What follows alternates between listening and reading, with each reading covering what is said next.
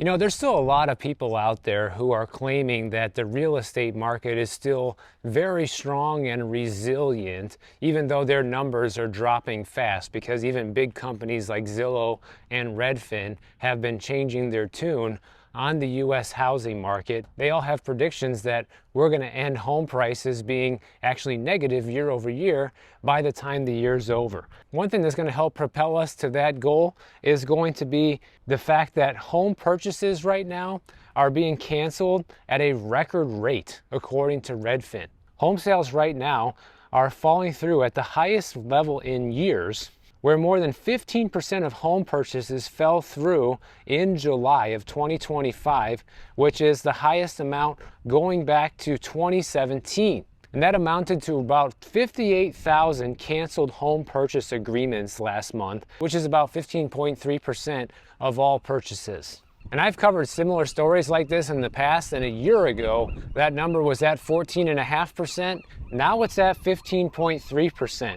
And even before the pandemic, it was only 12%. Now, these cancellations are most common in Texas and Florida, which really isn't a surprise because these are the two states where inventory has exploded the most, and so has the expense of becoming a homeowner. These seagulls up here are going insane. Must be food nearby. San Antonio, Texas actually led the nation with about 22.7% of their homes that went under contract being canceled. Fort Lauderdale came in at a close second at 21.3% cancellations.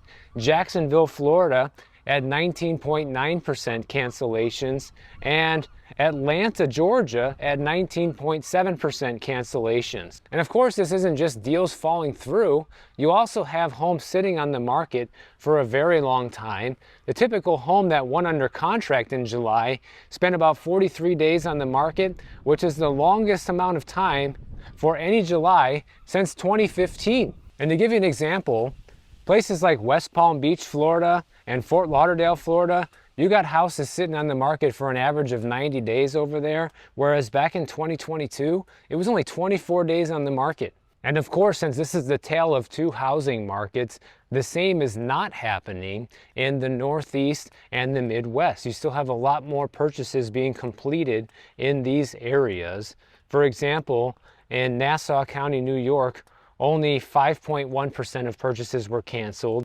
Montgomery County, Pennsylvania, 8.2% of purchases were canceled. Milwaukee, Wisconsin, 8.3% of purchases were canceled. And none of this is really surprising, but I want to make sure that everybody who follows me for real estate information is aware of this, because this is the most recent data that we're getting on the housing market, and it's proving what I've been saying all along, that you have less and less people interested in buying right now because the market just makes zero sense. Unless you are rich and money is a non-issue and you just have to own a home, there's not a whole lot of compelling reasons to be a buyer right now. So who actually is buying right now? Well, I actually found a story talking about great examples of the elite Americans who are buying at the moment. Because obviously buying a home is still considered the American dream, even though a lot more people are waking up to the reality that it's more of a nightmare these days than a dream. But it still has a very nostalgic past to it, and a lot of people still look at it as a major goal for their life. So let's look at a few different home buyers who recently purchased in South Carolina, Arizona, and Massachusetts, and see what their reasons were for buying and how they were actually able to do it in today's environment. Let's start with this 25-year-old woman in South Carolina. She began looking for a place back in early 2024, and she was tired of rising rents, and she was newly engaged, and she was determined to buy something around the $300,000 price point in Greenville, South Carolina. And she actually got lucky. And timing-wise, this seemed to be a good time for her because she was able to take her time. You didn't have these overbidding situations like we had during the pandemic, people waiving inspections, none of that going on. So she finally found a place that she liked, ended up being a 3-bedroom home with a big yard, and she got it below asking price. She paid $305,000 with a 10% down payment and a 30-year mortgage at 6.45%.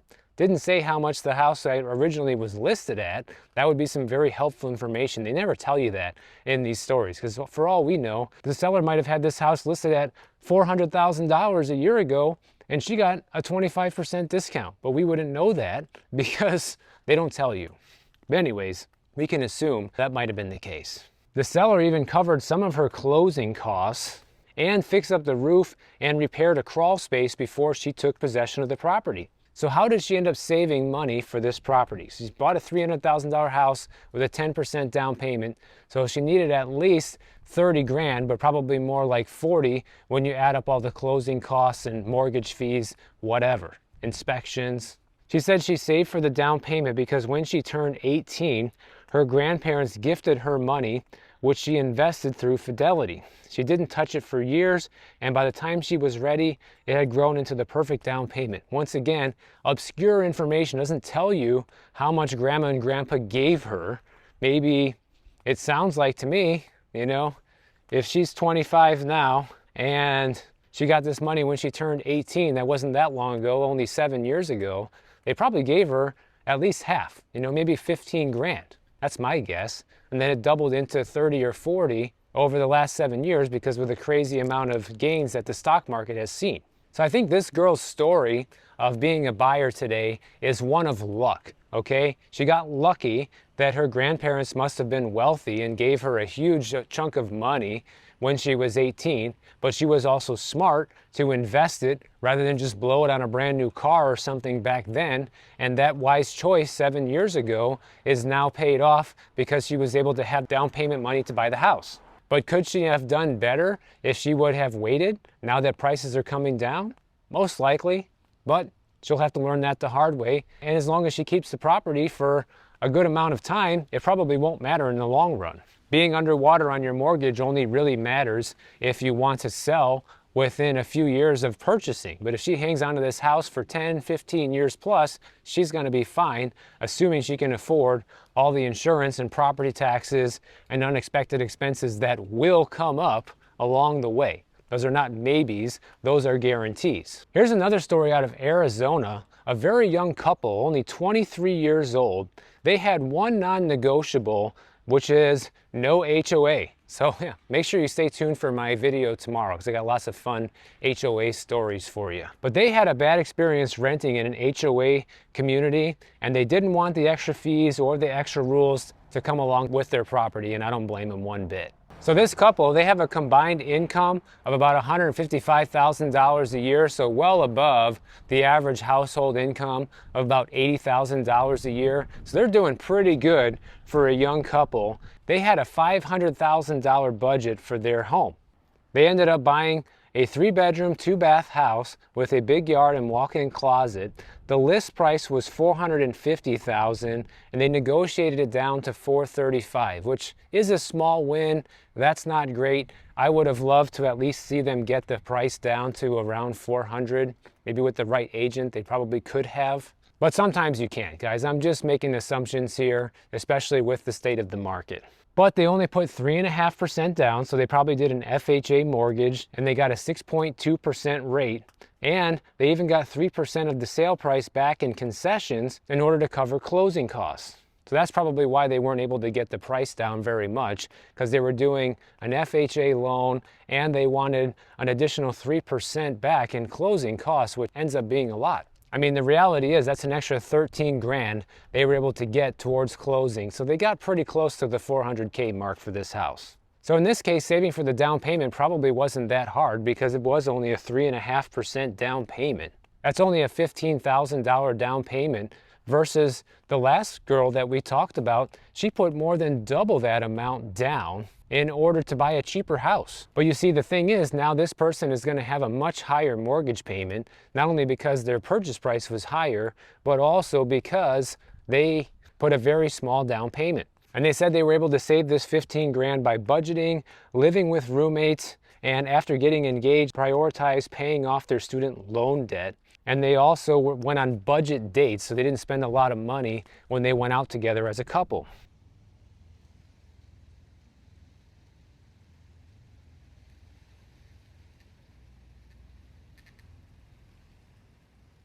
Now Now this last story is out of the Northeast, and this one is important to pay attention to because this is an area of the country where the market is still on fire versus Arizona and South Carolina. It's much easier to be a buyer right now than it is in Boston, Massachusetts. Here's another couple, 28 and 30 years old, and they saw about 15 houses. They put in 4 offers, and 2 times they were outbid. And after their 4th offer, it was finally accepted for $6,000 over asking price. So you still have people to this day paying over asking price for homes, which I think is a mistake, guys. Like, honestly, I really do. Even though the market might be strong in areas like this, you could really be setting yourself up for disaster if the area hits major economic hardship in the next few years. But they ended up buying a condo in Middlesex County, 2-bedroom, 2.5 baths with a finished attic. They put a 20% down payment and they got a 30-year mortgage at 6.75%. And they said they were able to save the 20% down payment by renting a cheap apartment in New Hampshire for years and by not paying sales or income taxes there, because they don't have either one in New Hampshire. That's actually a very smart little hack that they had. And all those years doing that gave them the edge that they needed to become homeowners. But what is the lesson to be learned from all of these stories? Well, sometimes it's luck. Sometimes it's a matter of diligence and sacrifice in order to get where you want. It's also definitely a matter of making well above the average income in the country if you want to be a homeowner these days. And it proves also that being a homeowner and being a buyer in 2025 is more expensive than ever. So you better be ready to pony up the dough if this is the route that you want to go today. All of these buyers had their own mixture of luck and financial help or excellent financial circumstances to be able to get them into a home right now. But I still think that paying over asking price anywhere would be a mistake right now. Just because things look like they're going to remain strong in Boston for now and there's still a big shortage of inventory is no guarantee that it's going to remain like that indefinitely. Like if we pull up the Reventure app real quick, we can see that in Boston there's about 7,300 homes for sale in the Boston metro area. And prior to the pandemic, it was normal to have about 10 to 12,000 homes for sale. So it is still well below those pre-pandemic norms. But as you can see, it also has been on the rise basically since 2020. So it's reasonable to think that within the next couple of years, inventory situation in Boston is going to return back to where it was pre-pandemic. And when it does, people who are overpaying for houses right now are probably going to regret it. And everybody who's kind of stretching themselves to get into homes today are going to have to find out the hard way just how expensive it is to keep homes, guys. I keep hammering the property taxes and homeowners insurance situation, and even most recently, the increase in utility costs like water bills have become more than people's mortgage payments in a lot of cases. You know, here's an example of a guy in Louisiana who built a brand new house 5 years ago, okay? When he built that house, the insurance bill on his house was $1,575 a year. Now, just 5 years later, it's $5,000 a year, and it keeps going up. This guy is also a real estate agent, and he estimates that his clients are in the same boat.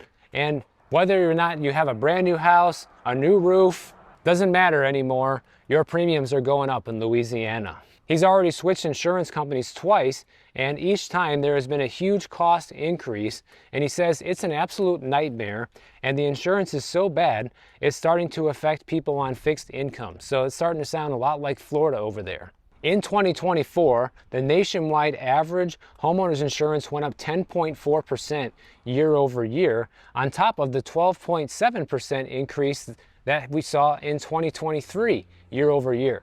And those are just average figures across the nation, which means if you live in an area where insurance is expensive, it probably went up a whole lot more than that. Right now in Louisiana, for example, the premium for a $300,000 home is now $6,274 a year. But in Vermont, that same policy would only cost you $834 a year. In Nebraska, people saw their homeowners insurance premiums jump 23% in 2024. And now many people in New Orleans, Louisiana, are paying over $10,000 a year just for homeowners insurance, and that doesn't even include flood coverage, which of course is going to be mandatory everywhere in the New Orleans area, considering they are below sea level. So what's the problem with the insurance rates going up? Well, people are being forced to sell their homes, guys. That's really the problem. And in case you haven't noticed, the inventory on the U.S. housing market continues to climb, and the buyers continue to disappear, like we discussed at the beginning of this video. So now that it's finally time to get rid of the house because you can't really pay for it anymore, well, now there's nobody there to buy it either.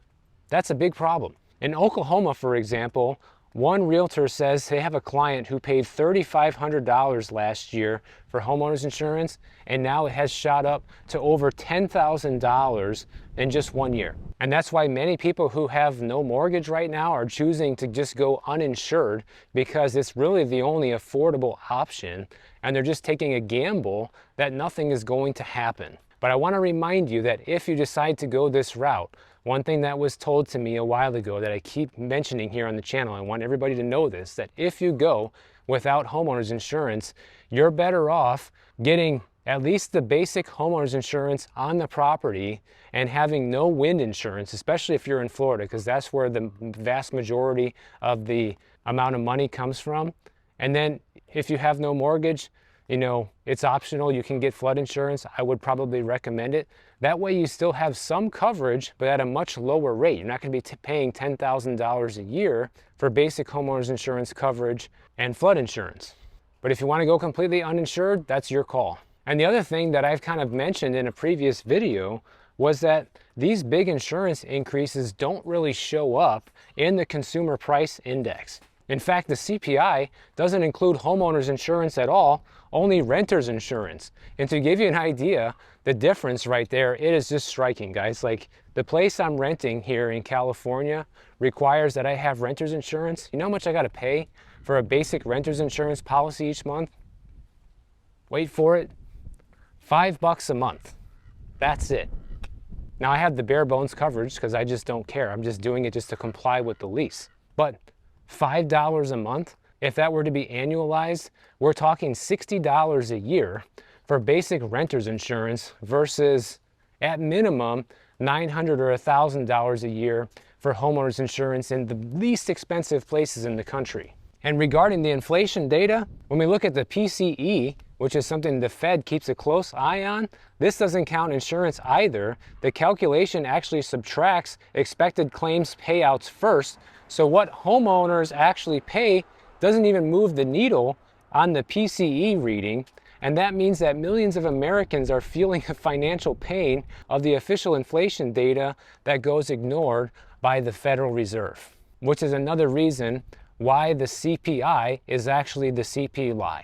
All of the inflation numbers that we get are completely inaccurate and irrelevant to what people are actually paying in everyday life. And the worst part is even when you have insurance, you don't even know if something that you're going to experience is going to be covered.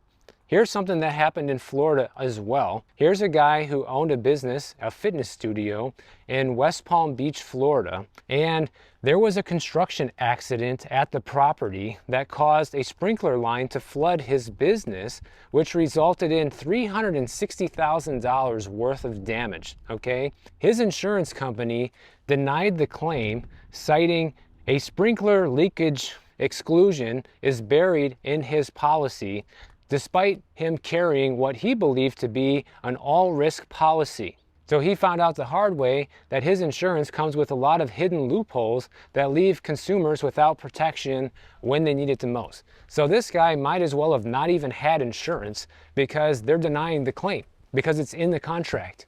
And who would ever have thought to read through this and find out, oh, well, if a sprinkler leaks, then it's game over, you're not going to be covered, right? Because I'm sure if he would have known that before he bought the policy, he probably wouldn't have bought it. And the problem is these type of exclusions and loopholes in the insurance contracts are very common these days, ranging all the way from construction-related damage to mold to sewer problems, interior water damage, without visible roof leaks, you name it.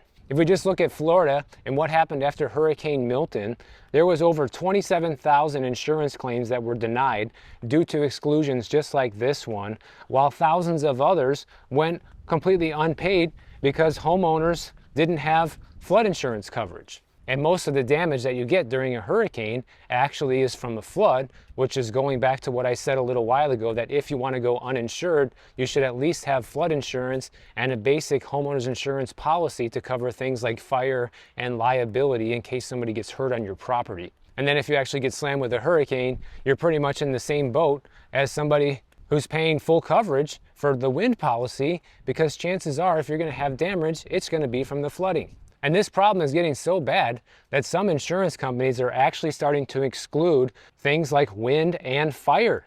And they're raising people's deductibles and they're capping payouts at a set amount. And the experts say, well, you should carefully review your policy and make sure that none of this stuff is in there before signing up. Like, yeah, good luck, guys. Even if you are a very astute individual, very proficient in reading and language and vocabulary, deciphering all this stuff is still very complicated. Even if you have an attorney do it, it's probably still going to be complicated for them too. The reality is, if you are required to have any type of insurance these days, no matter it's auto insurance, whether it's homeowners insurance, renter's insurance, whatever, you can almost guarantee there are going to be lots of loopholes and exclusions in those policies that you're not going to be aware of until the day you actually need it and your claim gets denied. Is it preventable? Yeah, I guess. If you can read a 100-page document and 100% comprehend everything that's in there and what all the convoluted language means, yeah, maybe it's preventable.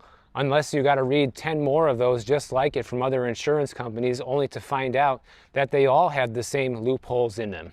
Then what do? You're kind of stuck, right? Which is why, going back to the beginning of this video, it's not really a big surprise that so many people are canceling their contracts right now. I hope they're looking at stuff like this and realizing that it's probably not worth it. And all these young people that decided to jump on the home ownership bandwagon that we talked about in this story, I wish you the best of luck. I hope you're going to have the income to cover all these unexpected expenses that are going to come your way. So if you enjoyed this video, or you know somebody who needs to see this, make sure you share it with them. Make sure you're subscribed to this channel. And if you don't want to wait for my next video to come out, check out this one on the screen right over here, and I'll see you in the next one.